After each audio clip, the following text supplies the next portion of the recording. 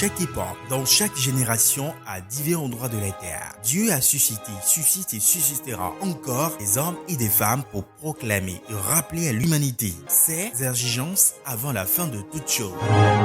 Selon qu'il est écrit dans Luc 1 verset 80, l'enfant croissait et se fortifiait en esprit, et il demeura dans le désert jusqu'au jour où il se présenta devant Israël. Ainsi apparut Jean-Baptiste, connu selon le prophète Isaïe comme la voix de celui qui crie dans le désert. Après lui, l'apôtre Jean fut connu comme le disciple que Jésus aimait le plus. Et plus tard, il fut surnommé le voyant de Patmos à cause de ses révélations apocalyptiques. Aujourd'hui, l'Éternel permet à l'humanité d'entendre l'apôtre Jean du Bénin jusqu'aux extrémités de la terre comme la voix de la dernière heure.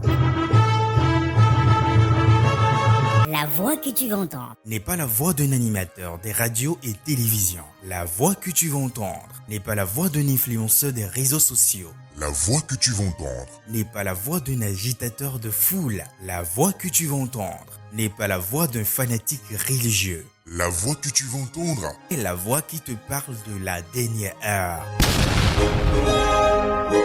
Que tu sois président, ministre, député, juge, savant, chef des armées, chef religieux, riche ou pauvre, quel que soit ton rang et ta classe sociale, tu demeures un humain. C'est pour cette raison que tu dois écouter la voix de la dernière heure.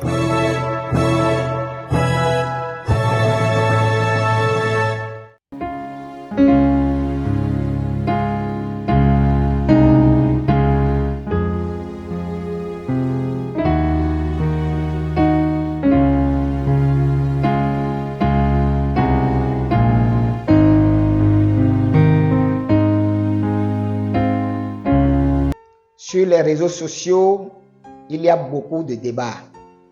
Les gens demandent si Jésus-Christ est Dieu. Ils refusent que Jésus n'est pas le Fils de Dieu. Les musulmans s'attaquent aux chrétiens. Ils veulent démontrer à tout prix que Jésus-Christ n'est pas Dieu, que Jésus ne peut être le Fils de Dieu. Cela faisant, ils confirment les critères de l'apôtre Jean, comme quoi il renie le Christ comme étant le Fils de Dieu, qui est la confession de la foi qui nous sauve de la damnation. Tous les musulmans sont des antéchrists et ils prient contre l'antéchrist qui n'est rien d'autre que leur grand patron qui apparaîtra à la fin des temps.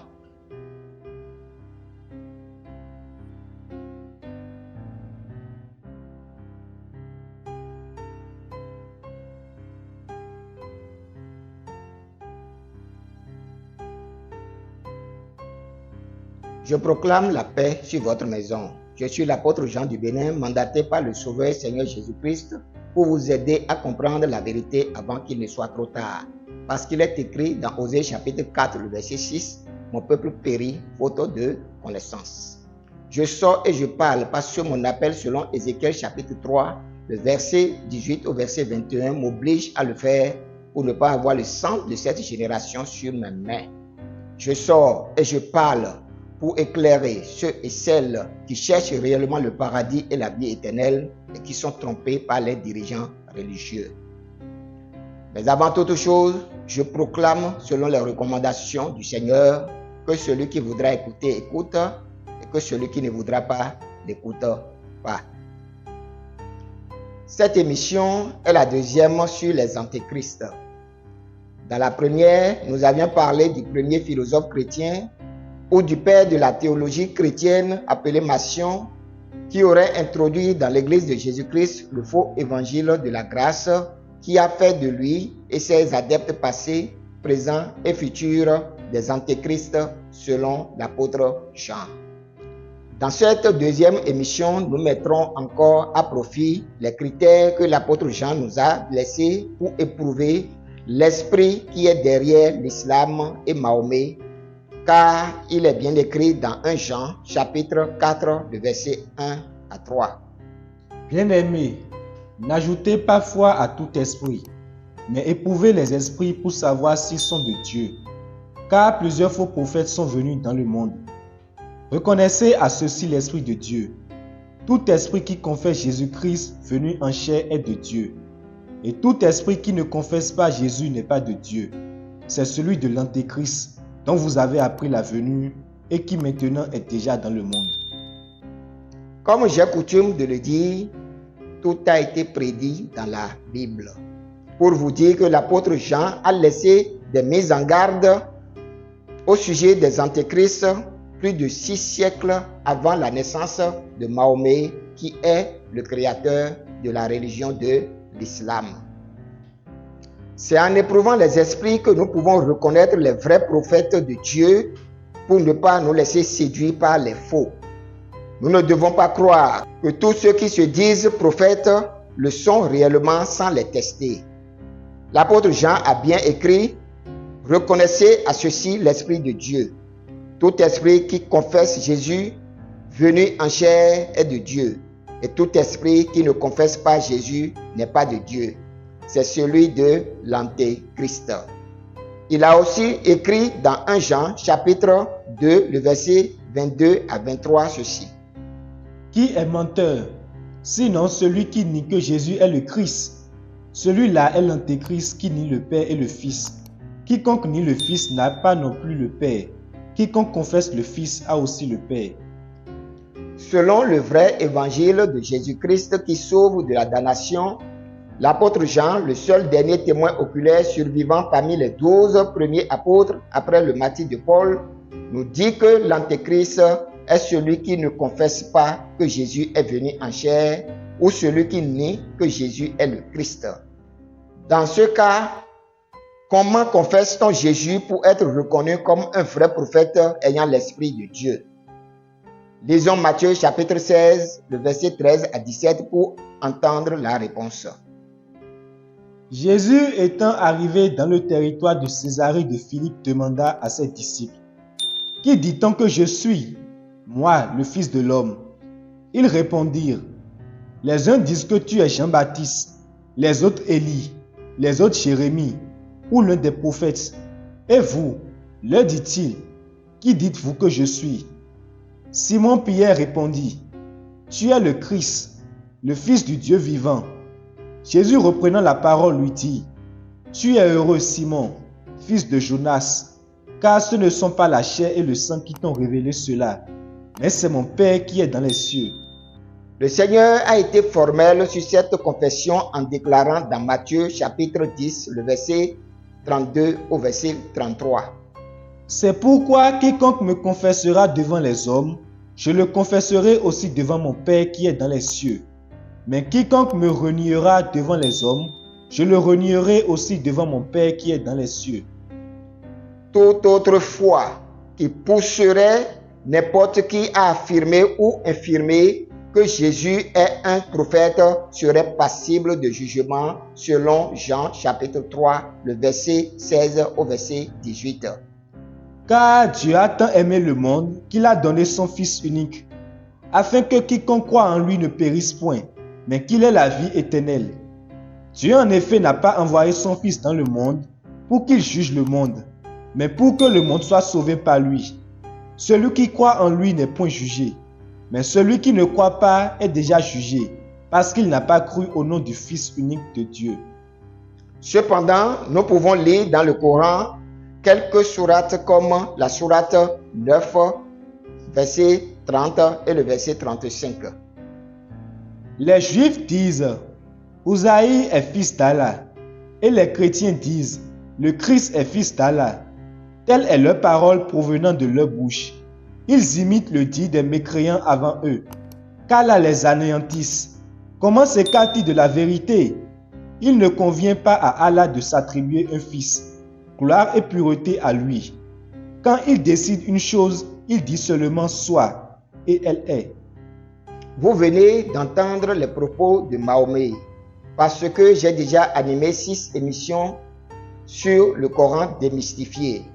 Et si vous les suivez dans l'ordre, vous découvrirez son mystère. Dans le passage que nous venons de lire, Mahomet nous interdit de confesser que Jésus est le Fils de Dieu. Pour lui, ceux qui confessent que Jésus est le Fils de Dieu s'écartent de la vérité et sont considérés comme des mécréants qui méritent d'être anéantis. Pour lui, il est inconcevable de dire que Dieu a un fils. C'est pourquoi il déclare dans le Coran, il ne convient pas à Allah de s'attribuer un fils. Et comme si cela ne suffisait pas, il déclare dans la sourate 4, verset 171 ceci. Ô gens du livre, n'exagérez pas votre religion et ne dites d'Allah que la vérité. Le Messie Jésus, fils de Marie, n'est qu'un messager d'Allah. Sa parole qu'il envoya à Marie est un souffle venant de lui. Croyez donc en Allah et en ses messages. Et ne dites pas trois. Cessez, ce sera meilleur pour vous. Allah n'est qu'un Dieu unique. Il est trop glorieux pour avoir un enfant. C'est à lui qu'appartient tout ce qui est dans les cieux et sur la terre. Et Allah suffit comme protecteur. Du moment où l'apôtre Jean nous a déjà mis en garde dans 1 Jean chapitre 2, le verset 22 à 23 que nous relisons. Qui est menteur, sinon celui qui nie que Jésus est le Christ? Celui-là est l'antéchrist qui nie le Père et le Fils. Quiconque nie le Fils n'a pas non plus le Père. Quiconque confesse le Fils a aussi le Père.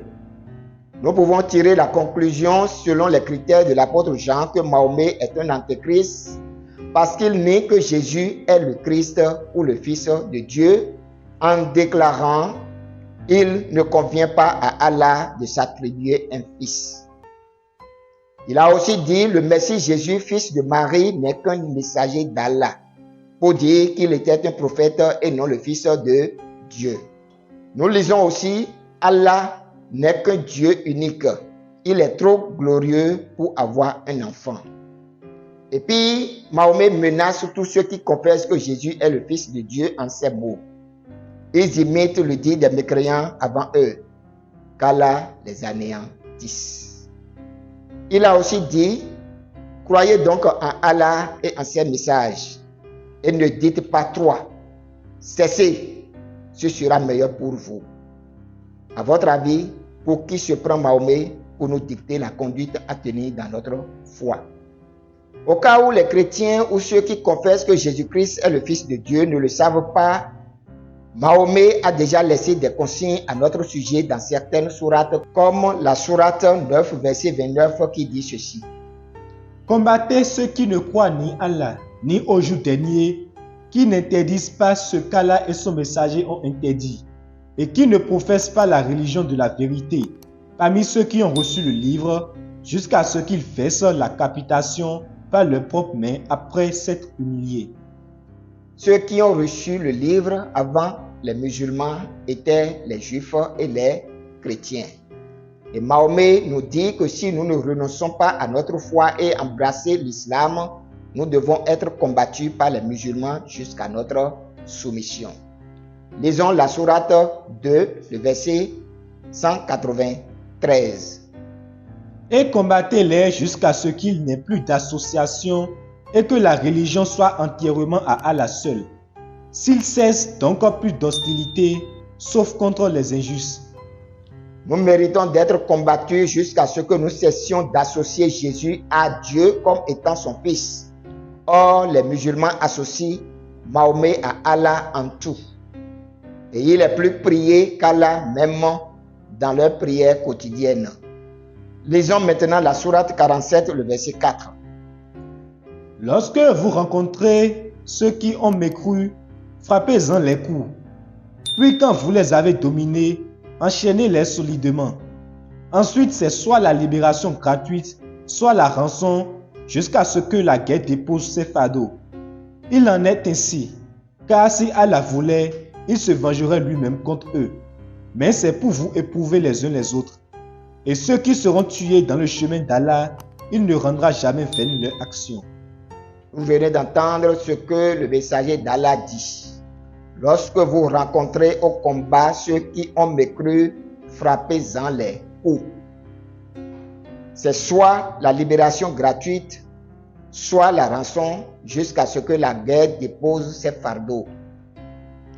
Et ceux qui seront tués dans le chemin d'Allah, il ne rendra jamais vaine leurs actions.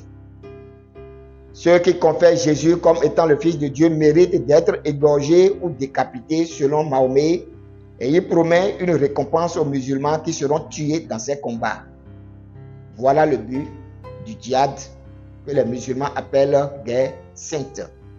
J'ai animé déjà des émissions sur le djihad et le but réel de la guerre sainte des musulmans.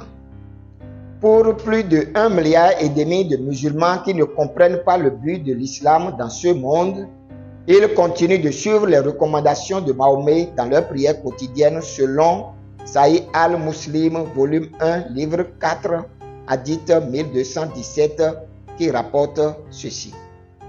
Quand l'un d'entre vous prononce Tashaoud dans la prière, il doit chercher refuge auprès d'Allah contre 4 épreuves et doit ainsi dire: Oh Allah, je cherche refuge auprès de toi contre le tourment de l'enfer, le tourment de la tombe, de l'épreuve de la vie et de la mort et du mal, de l'épreuve d'Al-Masih al-Dajjal. Comme vous venez de l'entendre, les musulmans connaissent l'antéchrist sous le nom de Al-Masih al-Dajjal.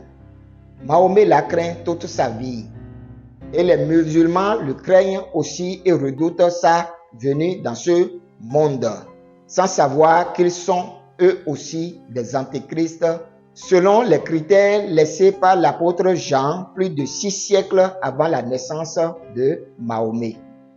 Mahomet est un antéchrist et par la doctrine de l'islam, il a fait d'environ 2 milliards de personnes des antéchrists dans le monde. Pour ceux qui lisent bien leur Bible, ils se rendront compte que Jésus avait prédit dans Matthieu chapitre 24, le verset 24 à 26, ceci. Car il s'élèvera de faux Christ et de faux prophètes. Ils feront de grands prodiges et des miracles, au point de séduire, s'il était possible, même les élus. Voici, je vous l'ai annoncé d'avance. Si donc on vous dit, voici il est dans le désert, n'y allez pas. Voici, il est dans les chambres, ne le croyez pas. Vous venez d'entendre que Jésus nous a annoncé d'avance qu'il y aura des faux Christ et des faux prophètes qui se manifesteront dans les chambres ou quelquefois dans le désert. Mahomet est réellement apparu dans le désert d'Arabie comme le seul prophète qui n'est pas juif comme tous les autres prophètes de la Bible. Et pour ceux qui lisent les prophéties sur la fin des temps, j'attire leur attention sur ce passage d'Apocalypse, chapitre 6, le verset 9 au verset 11. Quand il ouvrit le 5e sceau, je vis sous l'autel les âmes de ceux qui avaient été immolés à cause de la parole de Dieu et à cause du témoignage qu'ils avaient rendu.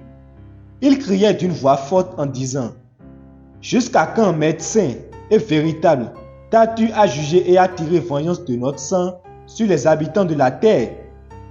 Une robe blanche fut donnée à chacun d'eux, et il leur fut dit de se tenir en repos quelque temps encore, jusqu'à ce que fût complet le nombre de leurs compagnons de service et de leurs frères qui devaient être mis à mort comme eux. Le passage que nous venons de lire parle des personnes qui ont été immolées à cause de leur foi par le passé et qu'il en sera ainsi jusqu'au retour de Jésus-Christ. Or, le verbe immoler veut dire tuer, massacrer et égorger. À votre avis, quelle est la religion dont les adeptes tuent, massacrent et égorgent d'autres personnes à cause de leur foi? Sans doute, la seule religion capable de telles atrocités depuis des générations est l'islam. Vous pouvez constater les faits avec les groupes djihadistes partout où ils sévissent dans le monde. Ils tuent, ils égorgent, ils décapitent, brûlent les chrétiens et leurs lieux de culte. Cependant, les Africains qui se disent panafricanistes sont des musulmans qui défendent l'islam comme étant une religion de paix. Ils dénoncent les accords coloniaux et exigent des dédommagements, mais ils oublient que l'esclavage des Arabes musulmans a coûté plus de vies humaines à l'Afrique que la traite négrière. Ils feront mieux d'aller suivre l'émission d'Alain Foucault sur l'esclavage des Africains par les Arabes musulmans. Tous les musulmans sont des antéchrists. Et il prie contre l'Antéchrist qui n'est rien d'autre que le grand patron qui apparaîtra à la fin des temps. Mahomet et les musulmans attendent que Jésus-Christ vienne anéantir pour eux l'Antéchrist. Or, le seul Jésus capable de l'anéantir est Jésus-Christ que nous confessons comme étant le Fils de Dieu venu dans la chair. Tous les musulmans savent que Jésus revient et qu'il va juger l'humanité. Ils savent tous que Mahomet ne reviendra pas. Cependant, Mahomet leur ordonne de haïr les disciples de Jésus, de les tuer, de les égorger, de les brûler. À présent, chers musulmans d'Afrique et d'ailleurs, laissez-moi vous poser cette question en ces mots. Croyez-vous réellement que votre foi en Allah et Mahomet vous sauvera au jour du jugement dernier, alors que Mahomet lui-même vous déclare qu'on ne sait pas ce que l'on fera de lui ou de vous? En tant qu'apôtre du Seigneur et Sauveur Jésus-Christ qui revient bientôt juger les vivants et les morts, j'ai reçu la grâce de démontrer aux musulmans à travers le Coran et les hadiths que mon Sauveur et Seigneur Jésus-Christ est le juge des juges dans le livre que voici. Ce livre est intitulé Jésus-Christ ou Mahomet qui jugera l'humanité. Il est sous-titré Le mystère du salut en Jésus-Christ révélé dans le Coran. Ce livre est fin prêt et sera publié dans les mois à venir. En voici le résumé. Un homme de bon sens doit savoir faire un choix positif quand on lui montre les faits, car la recherche de la vérité libère l'homme de l'emprise des manipulateurs religieux.